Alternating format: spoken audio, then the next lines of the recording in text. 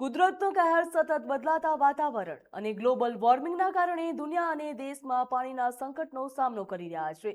ત્યારે ગુજરાત સરકારના પાણી સંસાધન વિભાગ દ્વારા રાજ્યની સિંચાઈ વ્યવસ્થાને વધુ મજબૂત બનાવવા અને પાણી સંરક્ષણ ક્ષમતામાં વધારો કરવા માટે વિશાળ સ્તરે અભિયાન હાથ ધરવામાં આવ્યું, જે અંતર્ગત નદીઓ, કેનાલો, જળાશયો અને ડ્રેનેજ ચેનલોમાંથી વધારાની માટી અને અવરોધો દૂર કરવામાં આવી રહ્યા છે, જેથી પાણીનો પ્રવાહ વધુ સુગમ બને અને પાણી વહન ક્ષમતા વધે અને પાણીનો સંકટ દૂર કરી શકાય। તે વિશે અમારો આ વિશેષ અહેવાલ। ગુજરાત સરકારના પાણી સંસાધન વિભાગ દ્વારા રાજ્યની સિંચાઈ વ્યવસ્થાને મજબૂત બનાવવા અને પાણી સંરક્ષણ ક્ષમતામાં વધારો કરવા માટે વિશાળ સ્તરનું ડિસિલ્ટિંગ અભિયાન શરૂ કરવામાં આવ્યું છે। વર્ષ 2022થી 23થી 2024થી 25 દરમિયાન 22.1 મિલિયન ઘન મીટરથી વધુ કામ પૂર્ણ કરવામાં આવ્યું છે, જેના કારણે સિંચાઈ ઇન્ફ્રાસ્ટ્રક્ચરમાં સુધારો થયો છે અને પાણી સંગ્રહ ક્ષમતા પણ વધી છે। 2 યુનિટ ફાળવી કાર્યરત કરવામાં આવેલ છે, જેમાં 2 હાઇડ્રોલિક એક્સ્કેવેટર, 2 ડોઝર તેમજ 10 CM કેપેસિટીવાળા 10 ડમ્પરો ફાળવવામાં આવેલા છે અને સિવિલ વિભાગના અધિકારી સાથે પરામર્શમાં રહીને મોન્સૂન પહેલાં સદર કામગીરી પૂર્ણ થાય તેવું આયોજન કરવામાં આવેલ છે। આ અભિયાન હેઠળ નદીઓ, કેનાલો, જળાશયો અને ડ્રેનેજ ચેનલોમાંથી ગાદ અને અવરોધો દૂર કરીને પાણીના પ્રવાહને વધુ સુગમ બનાવવામાં આવ્યો છે। અધિકારીઓના જણાવ્યા મુજબ આથી પાણી વહન ક્ષમતા વધીને સિંચાઈ વ્યવસ્થા વધુ મજબૂત બની છે। સિંચાઈ વ્યવસ્થાને પાયાના સ્તરે વધુ સુદૃઢ બનાવવા રાજ્ય સરકાર દ્વારા દર વર્ષે વિશેષ અભિયાન હાથ ધરવામાં આવે છે, જેના ભાગરૂપે જળ સંપત્તિ વિભાગ હસ્તકની સરકારી હેવી અર્થ મૂવિંગ મશીનરી દ્વારા રાજ્યમાં જળાશયોની મજબૂતી તેમજ પાણી સંગ્રહ શક્તિમાં વધારો કરવા પૂર્ણ કરવામાં આવ્યું છે। સિંચાઈ વિભાગના જણાવ્યા મુજબ દૂરના વિસ્તારોમાં આ વિશાળ નેટવર્ક જાળવવું પડકારરૂપ છે, પરંતુ આધુનિક મશીનરી અને ટેકનિકલ ટીમો સાથે ખેડૂતોને સતત સિંચાઈ મળે તે માટે કામગીરી ચાલુ રાખવામાં આવી રહી છે। આ ડેમથી આશરે 50 થી 60 હેક્ટર વિસ્તારને સિંચાઈનો લાભ મળે છે તથા આહવા તથા આજુબાજુના ચનખલ, બોરખેત, ગુબીરા જેવા 7 ગામોને પીવાના પાણીનો લાભ મળે છે। ચાલી રહેલ ડિસિલ્ડિંગની કામગીરી ભિસિયા ડેમમાં પાણીનો વધુ સંગ્રહ થશે, જેનાથી આવનાર વર્ષોમાં અમારા ગામજનોને પીવા થતા સિંચાઈ વિભાગ દ્વારા જૂન મહિના સુધી તકલીફ દૂર થશે। ખેડૂતોની ભાગીદારીને પણ સિંચાઈ વ્યવસ્થાપનને વધુ મજબૂત બનાવવા માટે પ્રોત્સાહન આપવામાં આવી રહ્યું છે। પાર્ટિસિપેટરી ઇરિગેશન મેનેજમેન્ટ હેઠળ ખેડૂતોને કેનાલ જાળવણી અને પાણી સંરક્ષણ માટે જોડવામાં આવી રહ્યા છે।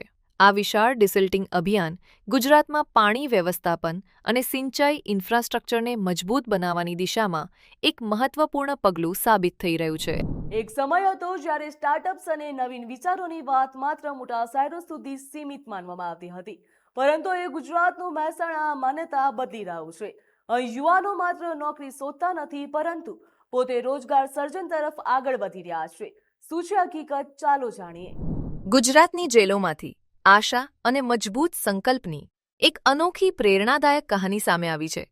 રાજ્યની વિવિધ જેલોમાં સજા ભોગવી રહેલા 44 કેદીઓએ ગુજરાત માધ્યમિક અને ઉચ્ચતર માધ્યમિક શિક્ષણ બોર્ડની ધોરણ 10 અને 12ની परीक्षाओं सफलतापूर्वक पास करी है। गुजरात राज्य के जेलों में हर साल हम लोग कैदी भाइयों के लिए ये 10वीं और 12वीं परीक्षा हम लोग करते हैं और इस साल भी गुजरात के जेलों में पूरे राज्य में से टोटल 44 जितने कैदी भाइयों 10वीं और 12वीं परीक्षा उत्तीर्ण किया है, सक्सेसफुली पास किया है। ये सभी को मैं खूब खूब अभिनंदन देता हूँ। ભુજલ અધિકારીઓએ કેદીઓને ભણતર માટે પ્રોત્સાહન આપતા પુસ્તકો ઉપલબ્ધ કરાવ્યા તેમજ અભ્યાસ અને પરીક્ષાની તૈયારી માટે દરેક પ્રકારની સહાય પૂરી પાડી હતી। ધ્યાન નહોતું કે હું ભણી બી શકીશ આગળ। 9 પાસ થયા પછી હું જરા બી ભણ્યો નહીં।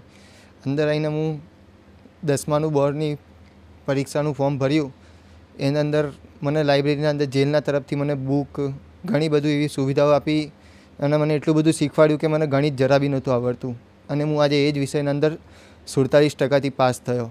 જેલ તરફથી બનાવરાઈ છે એસપી સાહેબે, તો લાઇબ્રેરીમાં જઈએ કે લેપટોપ ટેબ્લેટમાં ભણવાનું હોય કોમ્પ્યુટરમાં, તમારે રીતે પ્રેક્ટિસ કરે વાંચવા લખવાનું, એથી મહેનત કરીને પછી પરીક્ષા આપી. જેલ તરફથી બુક ને એવું બધું અંદર જ મળે, બહારથી કંઈ મંગાવવાની જરૂર પડતી નહીં, સાહેબ જ મોકલાવી દે. કેદીઓની સુવિધા માટે જેલ પરિસરમાં જ પરીક્ષા કેન્દ્રોની પણ વ્યવસ્થા કરવામાં આવી હતી. એક તરફ શહેરોમાં લોકોને નળ ખોલતા જ પાણી મળી જાય છે, જેમને પાણીની ગંભીર સમસ્યાની કોઈ જાણ જ નથી અને પાણીનો વેડફાટ કરી રહ્યા છે. તો બીજી તરફ વાત કરીએ ગુજરાતના વલસાડ જિલ્લાના મોટી પાલસણ ગામમાં પાણીનો દરેક ઘૂંટ મેળવવા માટે લોકો ધોમધકતા ઉનાળાની ગરમીમાં પોતાના પરિવારની પાણીની તરસ છુપાવવા માટે જીવના જોખમે ઊંડા કૂવામાં ઉતરી રહ્યા છે. તો જુઓ પાણીના પોકાર માટે આ અમારો વિશેષ અહેવાલ. આ દ્રશ્યો કોઈ ફિલ્મી સ્ટન્ટના નથી, પરંતુ વલસાડ જિલ્લાના કરપડા તાલુકાના મોટી પલસાણા ગામના બેરસ્તા ફળિયાના છે. અંદાજે 1200 જેટલી વસ્તી ધરાવતા વિસ્તારમાં પીવાનું પાણી મેળવવું લોકો માટે રોજની કસોટી બની ગયું છે. ગામમાં 8 સરકારી કૂવાઓ હોવા છતાં ઉનાળો આવતા જ તમામ કૂવાઓ સુકાઈ જાય છે. પરિણામે મહિલાઓ 45 ફૂટ ઊંડા કૂવામાં લોખંડની સીડી અને દરોડાની મદદથી નીચે ઉતરીને પાણી એકત્રિત કરે છે. આ દરમિયાન અનેક વખત અકસ્માતની ઘટનાઓ પણ બને છે, છતાં આ પરિસ્થિતિમાં કોઈ જ ફેરફાર જોવા નથી મળતો. તો અમારા ગામમાં કેટલીક 2-3 ફળિયામાં પાણી જ નથી. એટલે એક માણસ ઢોરમાં જાય, એક માણસ કૂવા પર સવારથી સાંજ લગન બેસી રહે, તો પાણી એક પેલું ડેગડી જેવું આટલું ભરે પીવા માટે બપોર લગન, પછી બીજે દિવસ પાછું ભરવાનું, તો પછી બીજા વાળા પછી એક માણસને ભરવા આપવાનું. એ રીતે પછી અમારું પૂરું કરે એમ રસોઈ માટે. પછી બપોરથી આવવાનું, પાછું પાણી શેકાય નહીં તે પાછું જોઈ, પછી બીજે દિવસ પાછું પાણી નહીં હોય તો પછી કપડાં ધોવા ખાડીએ જાય, પછી ખનકાઈ જાય. પછી હમણાં તો વસ્તી બધી કેમ કે અમુક કામ પર જાય તો તે બાજુ લોકો વસ્તી કમી રહે એમ. તો અમારે છે ને આ પેલું ડબલું 5 લીટરનું જે છે ને એ દોરીથી બાંધીને પછી એનેથી ભરે. અસ્ટોલ યોજના છે ને સાહેબ, અમારું અહીંયા ટાંકી જે બાંધીને તો ખાલી 3 દિવસ પાણી અમારે ઘર પહોંચ્યું, અને પછી ઘર વેરો તો અમારે પછી તે ભરવાનું જ. કેમ કે પાણી એ લોકો સરકારનું તો માગણી શું કે એક વખત પાણીનું પણ પૂરેઠા કરે કે એ તો પાણી જતું હોય, પણ જે ચકાસણી માટે રાખેલું પાણી મૂકવા એ તો પછી જોઈ નહીં કે પછી કંઈ નહીં, એક દિવસ કરીને ગયા પછી તે તો પછી કે થઈ ગયું એવું જ માને. 1200ની વસ્તી છે અહીંયા બેરસ્તા ફળિયામાં. તો અહીંયા છે ને વર્ષોથી અમે રજૂઆત કરીએ છતાં પણ અહીંયા અસ્ટોલ જૂથનું પાણી પણ આવતું નથી, અને આવતો હોય તો મહિનામાં એકવાર થોડું ખાડી જરા, અને પછી આ લોકો છે ને આખી રાત બી અહીંયા રહે અને ઝરણાનું પાણી છે કૂવામાં ઉતરીને ભરે. અહીંયા છે ને પેલી સીડી બનાવેલી ને એનો પેલો બનાવે એની દ્વારા ઉતરે અને ભરે. જેનો વારો આવે 2-3 કલાક લાગે, એટલે ઝરણાનું પાણી એટલે ધીરે પેલું એથી સંગ્રહ થાય. સવારથી જ કૂવાના કાંઠે પાણી માટે લાંબી લાઈનો લાગી જાય છે. એક પરિવારને માત્ર 1 થી 2 બેડા પાણી મેળવવા માટે કલાકો સુધી રાહ જોવી પડે છે. મહિલાઓ પોતાના નાના બાળકો સાથે તડકામાં આખો દિવસ કૂવા પાસે બેસી રહેવા માટે મજબૂર છે. ઉનાળો શરૂ થતાં જ શરૂ થતી આ સમસ્યા ચોમાસું આવે ત્યાં સુધી યથાવત રહે છે. ગામના લોકો માટે પાણી મેળવવું હવે દૈનિક સંઘર્ષ બની ગયું છે. સર, અહીંયા પાણીની સમસ્યા એટલી ગંભીર છે કે પાણી ભરવા માટે કૂવામાં 45 કૂવામાં ઊંડું ઉતરવું પડે અને પછી ત્યાંથી નીચે ઉતરીને પાણી ભરવું પડે.